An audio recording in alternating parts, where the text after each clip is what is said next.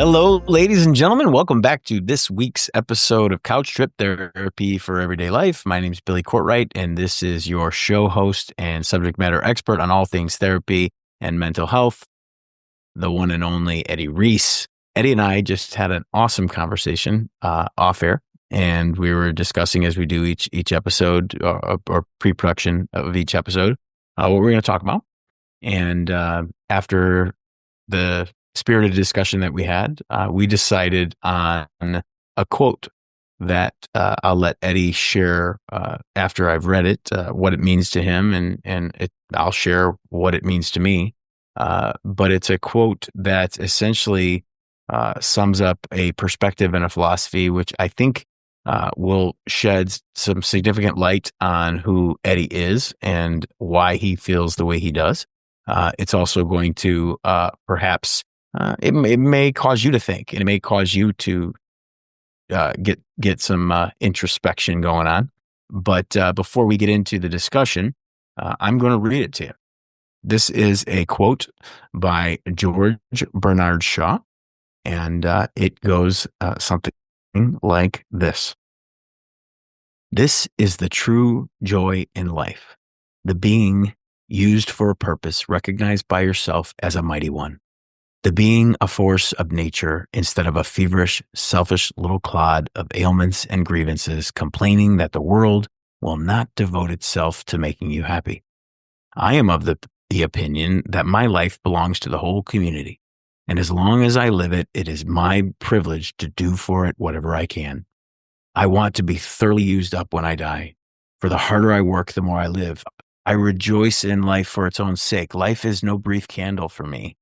It is a sort of splendid torch which I have got hold of for the moment, and I want to make it burn as brightly as possible before handing it on for future generations.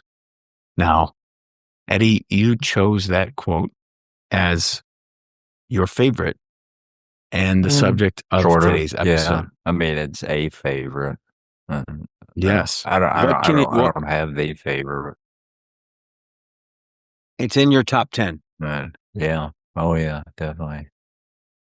So what can you tell us about this George Bernard Shaw quote and what it means to you and how it's affected you as a therapist and as a practitioner? Well, I came across it, best I can remember, in a book called Feel the Fear and Do It Anyway. Susan Jeffers Price, I remember that, which is a good book, but it was one of those things where I read it and I just sat with it for the longest time before I read anything else in the book, because it hit me on so many levels, especially coming from Shaw, because I've read George Bernard Shaw for a long time, and he's, kind of a curmudgeon-y sort of person in a lot of ways. So that made it sit more poignantly, I guess would be the word, coming from him. But this idea in the beginning when I read it of not being this cloud of ailments, which I know I certainly turn into at times, and I hear other people being that, and to strive to be that kind of person who gets outside of yourself, so to speak, and wants to be of service. What can I do to make this a better place?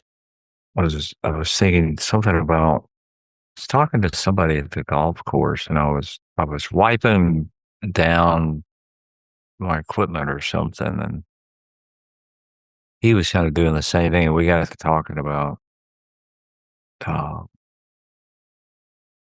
how we cleaned or something, and the way I've always put it is I take care of things. I want to, if it's in the realm of mine, I'm going to take care of it and treat it well. And that attitude of taking care of, to find out what's needed, to check in with a neighbor. What can I do? Anything needs to be done to, pick up, I pick up trash and stuff that doesn't belong on the golf course when I'm walking around, and get rid of it. So to be more of that than this cloud of ailment in my corner of the world, I wish I could do something and change the world. That's not going to happen in any kind of grand singular way, but I can take my little part of it where I have influence Right. and make that better. This idea of leaving a place better, leaving someone something better than when you found it. Absolutely. I remember that being a part of sort of who I was early on. I'm not sure where I learned that from. Well, you have a heart to serve. You've had a heart to serve your whole life. That's clear. I think we could agree on that. You're in the field of professional service. Mental health is clearly your chosen profession, but you provide a much needed service, and it just so happens that the service you provide, well, it changes someone's world. And if Yeah, you change enough it people's does. world, you changing the world.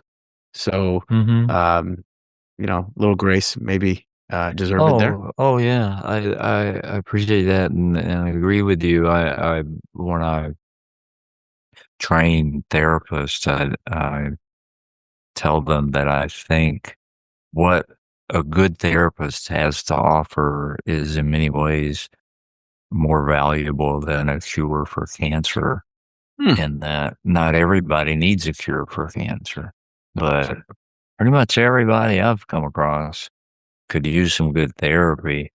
And the people that I've touched, that other therapists have touched in their lives and helped them transform something, I see that as making ripples, because they're going to be kinder, more compassionate, more caring, more giving. They're going to go through their day to day, and everybody they interact with will get a little piece of that. And then it just keeps going.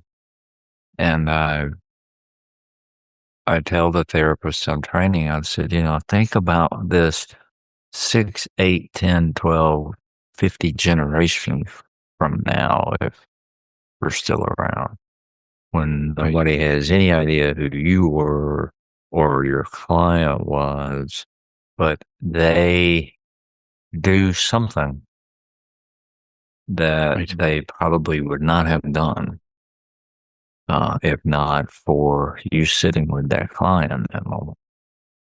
Well, yeah, and that's right. And I think that's what Shaw touches on in the first sentence, which is, in his opinion, being used for a purpose recognized by yourself as a mighty one. The being a force of nature. And Right. when you talk about a therapist and the impact that you have on one's life, one's mindset, one's attitude, all the things that you do and you accomplish in the way in which you show up to serve, it's not enough that I think it's a mighty one. And I do. I mean, we've talked about it. You know how I feel. I think the work that you do is incredibly impactful and it's incredibly important. And like a lot of people, it's probably underappreciated, underrecognized, and that leaves people feeling a sense of, eh, maybe it's good, maybe it's bad, maybe it's Mhm. important, maybe it's not. But what Shaw is saying is to live a life where it's perceived by yourself that the purpose Yeah. you endeavor is a mighty one. And Yeah, that to me was impactful. and the purpose of it is, and I learned this from my dad. When I went to work with him, I was 13, 14 years old, sitting in Waffle Houses, how he treated the service people. And I'm the same way. He would always engage them and be in a conversation with them and do his best to make their day a little brighter. And he tipped well. And then, not coincidentally, I became a server, became a bartender for years. I worked in the service industry, but you know, I've I've had a lot of jobs that were, service kind of jobs, taking care of people and interacting with people. And I do that to this day. I go anywhere. Went and returned an article of clothing yesterday. I'm going to chat with the person in a very kind way and let them know that I appreciate them. And I'll say that, I really appreciate you. And I don't just say it as a parting word. I really appreciate you. I really appreciate what you're doing. The couple of different folks that clean up the locker room, um, at the golf course, um, spend a time talking to them. I had one of them come up to me last week and go, "Where have you been? I haven't seen you." And I go, "Well, I've been here." I said, "Our schedules just haven't matched." She says, "Yeah, I was just wondering how you were doing, you know." Um, and I think that's because I've, asked her how she's doing and how her day's going and how much I appreciate her taking care of things,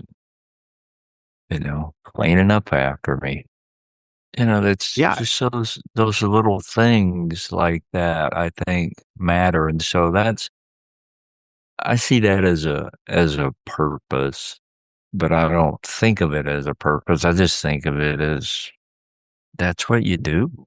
In the times that we've been recording and I've known you, and you've mentioned it on more than one occasion, and Shaw touches on it in his second paragraph, which is this concept of community and Mhm. understanding and acknowledging the fact that we're a part of a whole community. We have a role to play and striking up a conversation with a server, recognizing the hospitality of a locker room attendant. It speaks to your belief and it exemplifies your philosophy that, you know, we, uh, we are part of a community. We all have value, and the community is the community that it is because of the people who are within it. And to the degree we can lend a hand or put a smile on one's face or provide an encouraging word or making someone to feel seen or acknowledged or Mhm. validated. I mean, you know more than most that as a therapist, that what pains most people is this idea that they don't matter.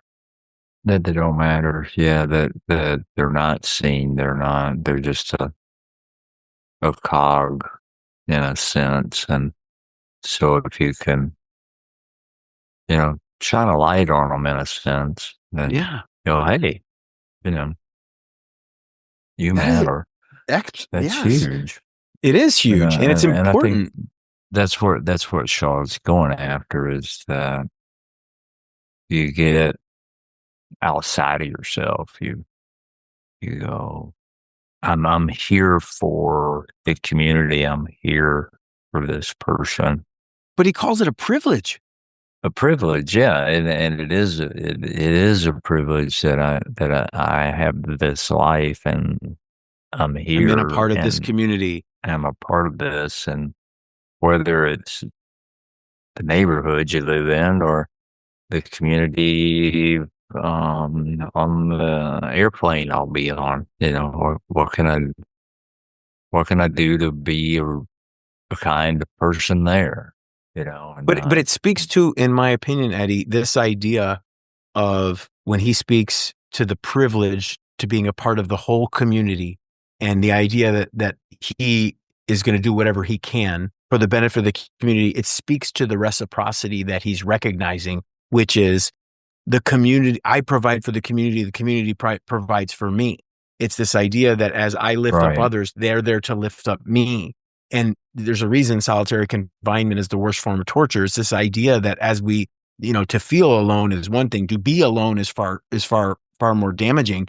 And he's recognizing that, hey, I want to be used up for this community. This community provides for me so much, and it's a Yeah. privilege, and it speaks to that reciprocity and what some people would call, selfish service, which is this idea that, the good I put out in the world, it doesn't come back in equal proportion. But Christians believe that the good they put out in the world comes back not in equal Mhm. proportion, but 10 times over. So this idea that Right. service is actually selfish. And I think that's certainly there, though the way I think about it and the way I try to teach it is that's the last thing. I'm not being kind to somebody so that I'll get anything out of that other than that's something that I like to do, and it brightens my day. But that in and But of itself is a I don't return. go yeah, but I don't go and say, "I'm gonna be nice to this person so I'll feel better." That doesn't seem right at all. I wanna be nice to this person because I wanna be nice to this person. I wanna brighten their day. I wanna see if I can get a smile out of them or anything like the guy at FedEx yesterday when I dropped my clubs off. I mean, I'm standing in line and, there's only one person, which is irritating to me, handling the 4 customers that are there. That's irritating, but I'm not, I'm just like, I'm not gonna sit here and be irritated by this. And when I get to the counter, I don't think about any of this stuff. I go, so, how's your day going? I go, are you just having all the fun that you're supposed to have in this job? And he goes, oh, absolutely. He's like, I am living the life, and I'm like, I bet you are, you know, Yeah. and, and boom, it's a quick change. I'm dropping something off. I've got it all. It's all done. He pops out the receipt. Here's your receipt. And I'm like, thanks, man. I appreciate you. You know, and I'll leave. So it's just a moment. But in my mind, to walk up, and I'm exhausted. It's way late for me to be doing this to begin with. But I'm not going to just walk up and go here, and hand it to him and then let him do his thing and go, "Thanks," walk out. You know, that to me is just not how it's not how you behave, as we would say in the South. That just ain't how you behave. And it's such a part of me. I mean, I remember driving back from Florida on a trip and we're eating, my wife and I are eating and chatting with the server the way I do. And I start asking, what what y'all do when you grow up? Because she was like she was in her maybe early 20s or something. You know, well, I want to go into real estate, and I'm like, really? You want to go into real estate? And I'm like, what about that, attracts you? And, oh, this and I want to help people. And I go, really? You want to help people? I said, and you can't think of another way to help people? Well, I mean, I'm not, and I got her to talking about, what would you really like to do to help people? I could just tell there was something else in this gal. She was really sharp. She was doing a great job. And I'm thinking this gal is sharp. I mean, I would hire her, and I think she could do a lot more. And she gets to talking. I can't remember what it was, but she had a couple other things and that were like really passions for her that I'm like, you could do that. I'm like, you absolutely could do that. And wouldn't you enjoy that a lot more than real estate? And she's like, oh yeah, but I've got this. And I go, so what? I guarantee you, you commit to it, you'll figure it out. You have talent, ability, intelligence, let me just tell you, that will make that happen for you if you really want to do that. Don't give up on that. Mm. Don't. I said it just feels like you're settling when you say real estate. She goes, well, it sort of feels that way, and I'm like, well, then don't do that. And my wife, we finished eating. My wife's like, Eddie, we need to get, we need to get on the road. Let's go, and I'm like, but I'm right. I think I got her, I think, and, What a gift. it's just, that is fun. That is my idea of a good time. Heck yeah. Um, I mean, I Again, enjoyed because that. you have that heart to serve and you like helping others and you want to see other people realize their true potential even when they don't see it themselves. And that to me that is the greatest gift. And I know you mean it Mhm. when you say that is a good time. Oh, it is, and, there's parts of me that are like, I wish I had somebody that had talked to me like that. Yeah. I wish I had somebody that saw things in me that I didn't see, and I have. I mean, I had an 11th grade teacher that argued with me about, Eddie, you need to go to college, and I'm like, in my southern accent, oh, need to go to college. Hmm. I'm gonna be the grocery store manager. I mean, so she tried, and I would love to come across her and go, you were right, Miss Wagner. You were right.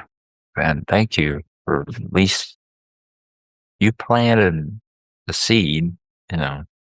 Yeah. But even outside of your professional life as a therapist, which you're excellent, the idea that you seek out opportunities to leave people better than you found them is, in my view, uh, being used up. It's burning like a splendid torch.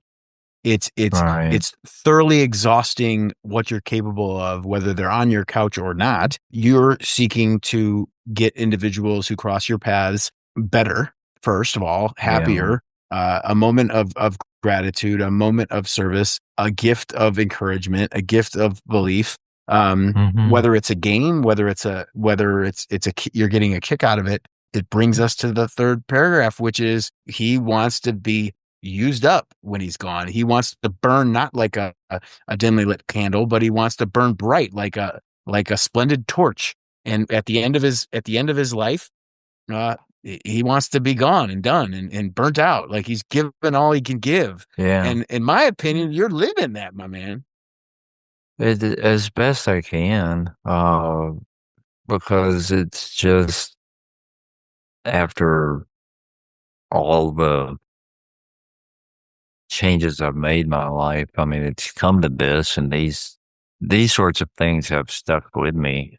Being nice to people stuck with me from sitting in those Waffle Houses with my dad, watching him work.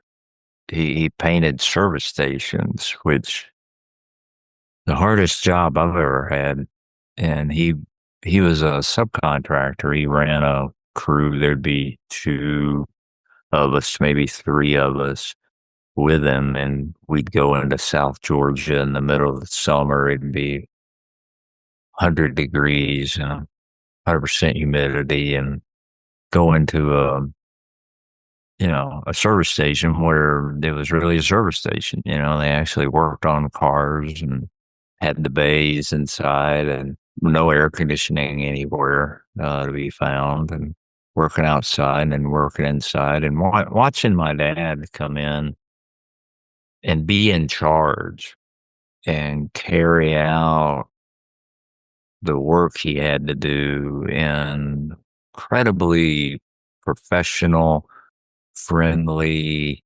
helpful way. Mhm. And, you know, how folks responded to that. I mean, it taught me so much. It taught me a work ethic, which I kind of already had, I think, just sort of genetically, because we were out there before the sun was up, and we didn't leave until it was too dark to see what we were doing. And that was every day. Um, and worked hard, and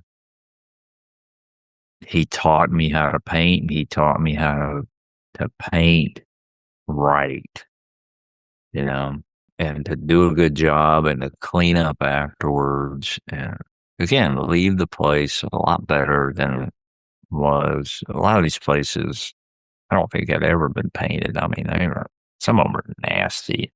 I mean, that part I didn't like, with the prep work. But he taught me all that, and it stayed with me. And then my uncle in the grocery business taught me the same thing. You know, you make people's day, and you treat them well, and you work hard, you do a good job.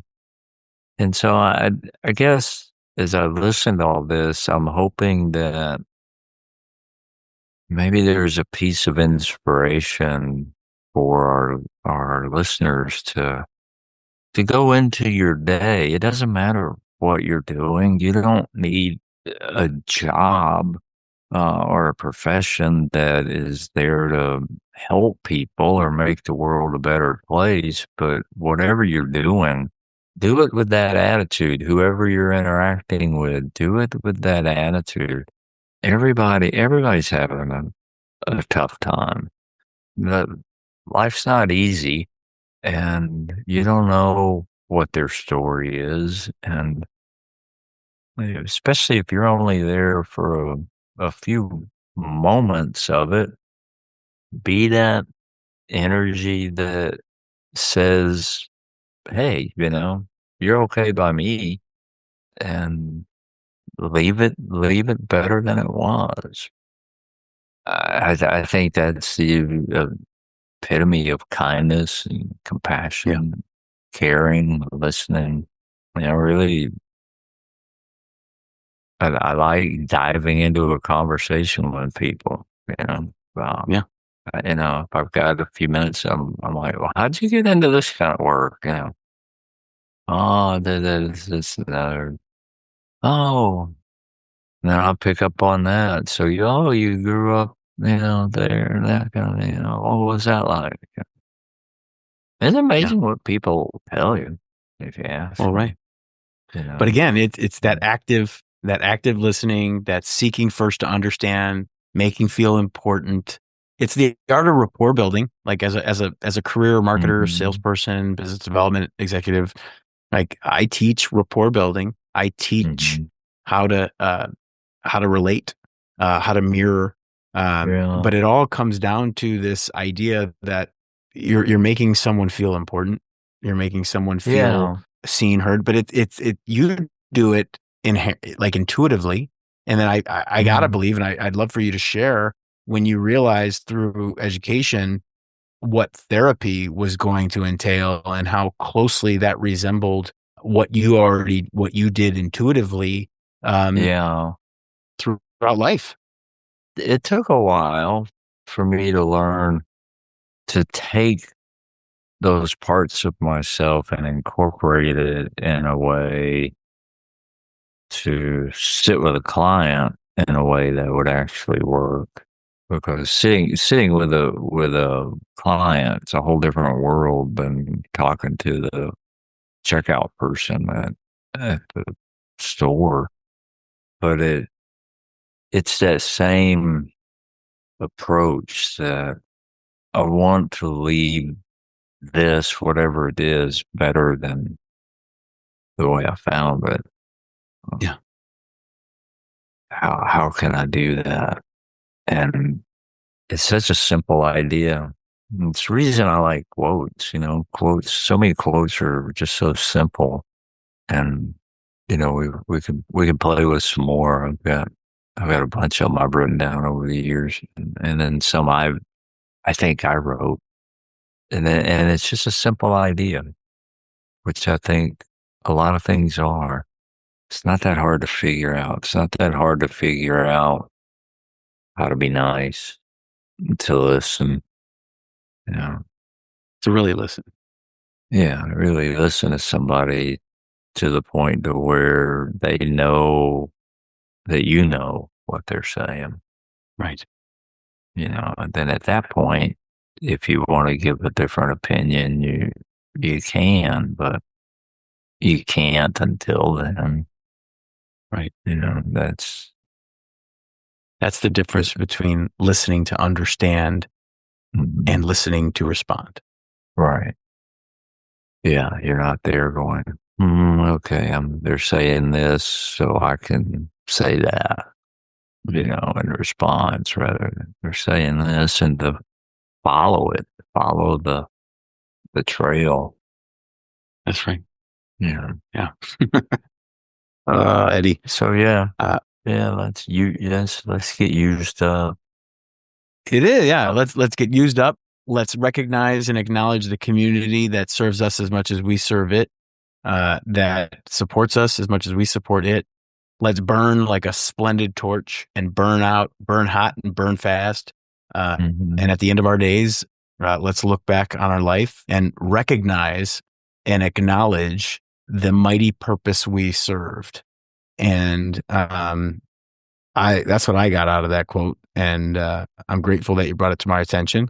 And Yeah. for those of you who feel like they know Eddie based on the podcast or are going to continue to listen or consume these podcasts going forward, I challenge you a little bit to understand or look for the ways in which I could clearly see because of the relationship that I have. But it won't take you many episodes to understand that the quote by Shaw is not something that Eddie acknowledges in passing. It's actually something that Eddie lives by.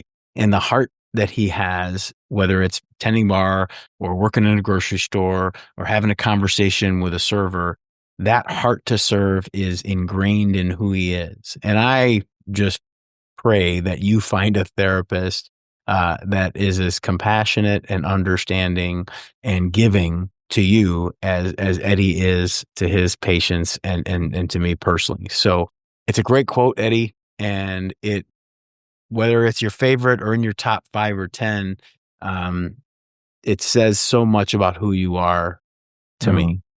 I appreciate the kind words. Well, ladies and gentlemen, we hope you enjoyed this abbreviated episode of Couch Trip Therapy for Everyday Life, where we delved into one of our favorite quotes, the George Bernard Shaw quote, which we will include in the show notes so that you can copy and paste wherever you put quotes or download as you see fit.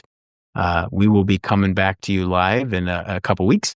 Well, actually, you're going to get an episode in a week, but we're going to be recording in a couple weeks because Eddie's going to do some traveling out west, and I'm sure he'll have some stories of what the Oregon Trail has done for this young buck, Eddie Reece. So, ladies and gentlemen, thank you for your attention. This has been another episode of Couch Trip Therapy for Everyday Life. I'm Billy Courtright. That's Eddie Reece, and we'll be talking to you again soon. Bye for now. Bye, folks.